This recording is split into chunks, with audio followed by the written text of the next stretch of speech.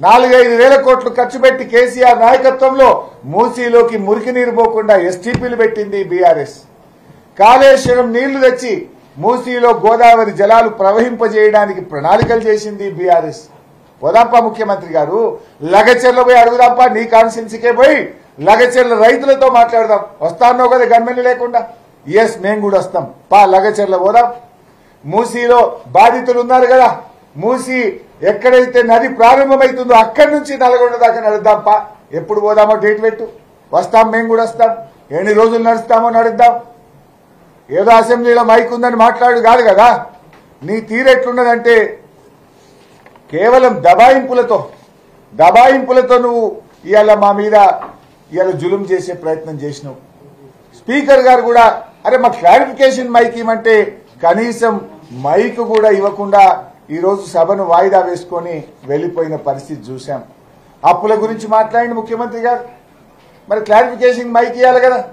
ఈ అప్పుల గురించి అయితే ఒక జోక్ అయిపోయింది బైసా. మీరు కూడా ఒక్కసారి పాత వీడియోలు తీసి ఈ మంత్రులందరూ ఎప్పుడెప్పుడు ఏమేమి మాట్లాడినో ఒక దగ్గరే చూపిస్తే కనీసం వాళ్ళకి సిగ్గన్న వస్తుంది. ఇప్పుడు పోయినసారి అసెంబ్లీ సమావేశాల్లో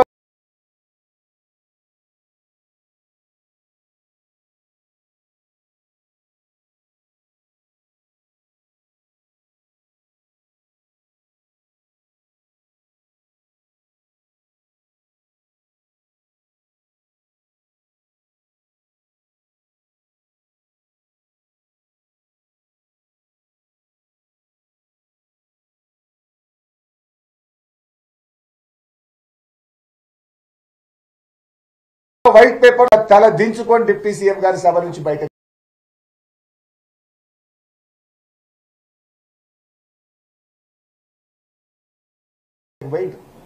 even I'm today ready. 4-17 BRS చేసినప్పుడు మీరేదో ఇలా వారసత్వంగా 72,000 కోట్ల అప్పు వచ్చి ఇంకా పెండింగ్ ఉందని నేను చెప్పిన అసెంబ్లీలో. అది 72,000 కాదు కదా, 72,000 అప్పు మీరు గవర్నమెంట్ తీసుకున్న నాడు కూడా పాత కాంగ్రెస్ గవర్నమెంట్ చేసిన అప్పు ఇంకా 72,000. అది 11,000 కార్పొరేషన్లు అంటే 83,000 ఉన్నది. కాంగ్రెస్ ప్రభుత్వం వచ్చినాక డిసెంబర్ 7 నుంచి మార్చి 31 దాకా చేసిన 15,000 ఉంది. ఇదే 1,00,000 కోట్లు. ఇవేమి కలపడంలా ఈ 72,000 ఇవాళ ఉన్నది. మీరు మళ్ళీ 10 ఏళ్ల తర్వాత కాంగ్రెస్ గవర్నమెంట్ వచ్చినాక కూడా 72,000 ఉంది. మధ్యలో 10 ఏళ్లలో పాత కాంగ్రెస్ గవర్నమెంట్ వారసత్వంగా ఇచ్చిన అప్పుకు మిత్తిలకు 3 లక్షల కోట్లు కట్టినాం. మరి మేము 3 లక్షల కోట్ల అప్పు గత కాంగ్రెస్ ప్రభుత్వం వారసత్వంగా ఇచ్చిన అప్పు మేము కట్టుకుంటూనే అన్ని కార్యక్రమాలు చేసినాం.